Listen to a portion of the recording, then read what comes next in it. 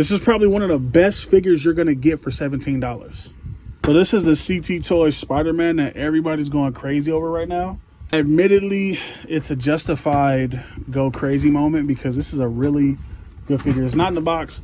Already unboxed it. I don't care about boxes. This one's squished and all of that, but that's fine because the main star of the show is right here. Now, I know someone's gonna ask, I do not have the original to compare it to, so there won't be that comparison in the video. I sold all my Mafex Spider-Man figures.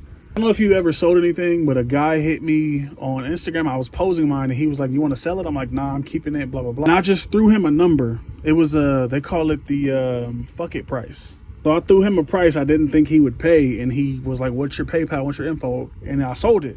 Ever since then, I started selling all my Mafex Spider-Man. So CT Toys, to come around the corner on that, CT Toys making these KOs is fantastic because they're doing a great job. I have 2099 and now this one, and this figure is honestly really good for $17. It has all the quality of the Mafex. It has all the pieces of the Mafex. There's nothing different. It even has shading on the body, if you can see that. It's very subtle on camera, but in person under light, it's really like you can see it. The one thing that I love the most about this is the neck and the head are not casted in white. On the original figure, you know, the biggest piece of QC to ever come out for any figure ever is they casted the neck and the head in white and painted it black. So you would get paint rub, scratches and paint rub on the neck, which is tragic for how much these figures cost. Even if you're buying these overseas, you shouldn't have to worry about paint scratching off. These are premium figures, so they should have premium like things about them, and the paint should be the most premium thing because it's the first thing you see. Articulation is solid. I don't have any loose joints. The only issue I really had was one of my hips, I think it was this one, was super tight out the box. I still moved it, but it was sketchy, so I put some shock oil in all the ball joints. I put shock oil on the torso. I put it on the shoulders. The head was fine, so I didn't put any on there. But the torso wasn't tight, but it would pop apart sometime at the bottom. But once I put the shock oil, it's been good. I don't have any issues. This guy, oh, there's the pop. See how it pops off? But if you go too far forward, it pops off. But I don't mind that. I'd rather it pop off than break. Let me put it in a crouching pose. I don't have any loose joints. You see it's not like floppy, messy, none of that. I didn't tighten the joints. I didn't do nothing but put shock oil. But he will get into the 4-point stance. Get these hips out the way.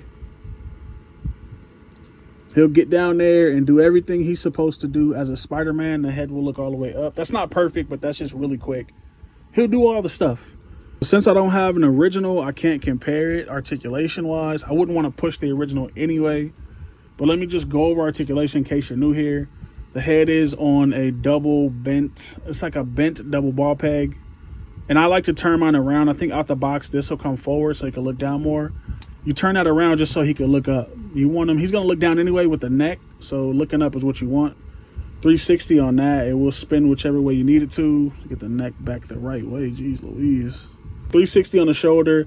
The butterfly joint is a little ugly if you go too far down. I don't know if the original was like that. I can't remember because I really didn't pose that figure that much because of the paint rub. That's the one thing I love about KOs is I don't have to worry about posing this. Like I don't have to worry about breaking it. I don't have to worry about any of that because I know for a fact get another one. And I know there's a bootleg of a bootleg out there. Dude on my Discord bought one and he got the boot of the boot, and it was terrible. The paint's messed up. So you just have to watch out. The best advice I can give for buying KOs is when you go to AliExpress and you look at the thing you're going to buy, look at the reviews. You scroll down and you'll see reviews of the product people have gotten. That's the best way to pick them. Back to articulation, 360 on that. I did lubricate these shoulders.